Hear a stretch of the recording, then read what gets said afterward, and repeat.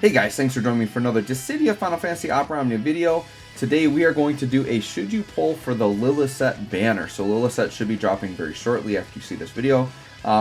So what we're looking at here is a banner with Lilisette FR, and then we've got the return of Shelke and Jegran. And then there will also be a separate banner that would still feature Sin Range BT, although one banner will have Jegran BT, right?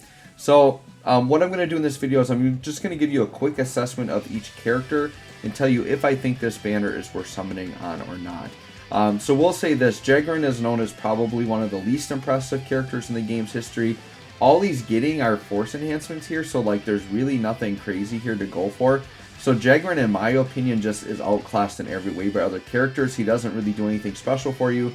As a damage dealer, other damage dealers are way outclassed in this guy. So right now in the game, there's literally no need for Jegran. So I would say no need to pull for him here at all. Shelke is an interesting character. The problem with Shelke is that her kit is very contradictory to force time. She doesn't work well in force time, so she's just bad for this era.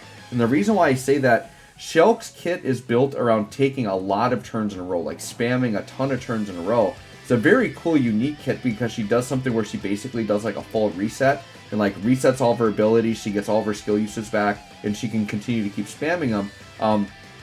But the problem is Shelke's damage is meant to be like a bunch of small pokes over many free turns, which is really bad for force time, because in force time, you don't want Shelke doing little mini pokes and taking a lot of turns. You want Enna Crow doing 60 mil launches. That's what you want during force time, right? So Shelke, she's not a bad character. The problem is she synergizes very poorly with force time. So, you know, starting off here with Jegran and Shelke, neither of those are very much worth pulling at all. So if you're going to pull on this, it's going to be because you really want Lilisette. So let me talk about Lilisette. She's basically the highlight here, right? So Lilisette is a very interesting character. She's always been interesting, and I've always liked her because she's like a dual role. She's like a support character, but she's also a debuffer. So it's a unique combination of heavy debuffing with heavy support. She is a big-time battery character, so she does a lot of battering to the party, puts some very key debuffs down on the enemy, including like HP damage taken up, which is one reason why her call has always been very good, is because her debuff just does a 20% HP damage up, which is very good. So her call is definitely like worth it. So like if you don't have Lilisette call and you want a good HP damage up call, like you definitely can get it. And the nice thing is with her upgrades, it used to be that like her L debuff would only be applied with the LD call, her debuff, the really good one. But now with her upgrade, basically the L debuff is there on start.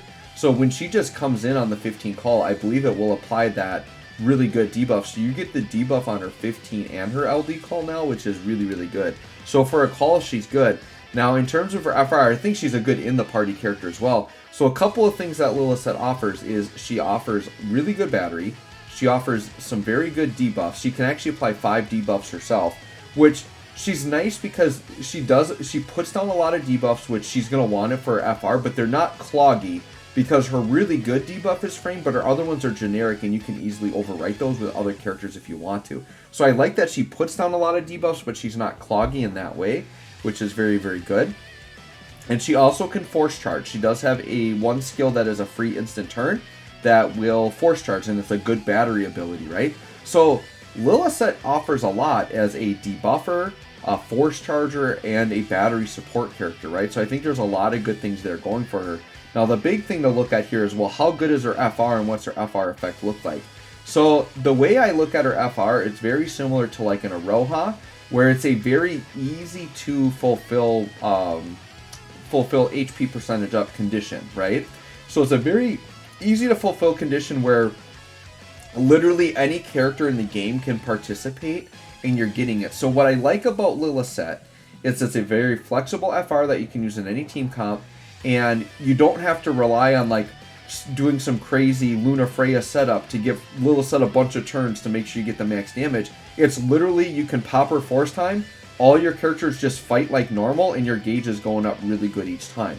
So her force is balanced in that you're not getting like the highest percentages per turn, but it's very easy. So the way it works is basically you have to do critical damage for 30%, and that is literally for free because one of her buffs gives you 100% crit rate for the party. So that's just for free, you're getting 30%. And then what it is you get another 5% per debuff on the attacked enemy. So if a debuff has all 8 debuff slots filled, you get 40%. So basically it's 70%. Now 70%, it's not the highest we've seen, right? It's pretty typical for characters to do 80, 90%. You know, Hope's crazy thing is 125, but that's kind of an anomaly, right? And it's a non-damaging skill. But to get basically 70% HP gauge for free without thinking is actually kind of cool. And so if you want a really flexible team building type character, and I think she's going to be, God forbid they bring back Dare to Defy, she's going to be a very good Dare to Defy FR, because you can literally plug and play her with any characters, and you know that when you pop her FR, provided you can get 8 debuffs on, and it's super easy, because even if your team comp doesn't naturally do all 8 debuffs, all you have to do is literally bring like 1 call, and you've got enough debuffs, like super easy, right? So the only setup for Lilisette, and she's going to do 5 herself, so you only need to apply 3 more debuffs, either between your party members or calls, and literally for free, it's 70% gauge every time. So it's just a really nice, well-rounded, consistent, easy-to-use FR.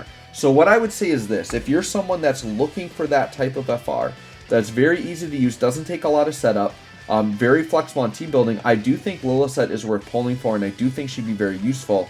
The other reason to pull for her is if you're really concerned about wanting to be prepared for more large roster type things, like say a Crevasse or something like that moving forward, maybe another Dare to Defy set. But you know, the game hasn't offered us that since that first Dare to Defy. So until they do that, you can kind of sit back and be like, well, if the game's not going to need it, maybe I don't need it. I would say this: it really depends on your roster. For the average player, I actually wouldn't recommend pulling, just because Shelke and Jegran are like such L's right now. Like you're gonna get no use out of those characters right now. So it's really Lilisette or bust here. Now, if you're going for Reigns BT, like pulling on that side, getting Lilisette's kit is like really good.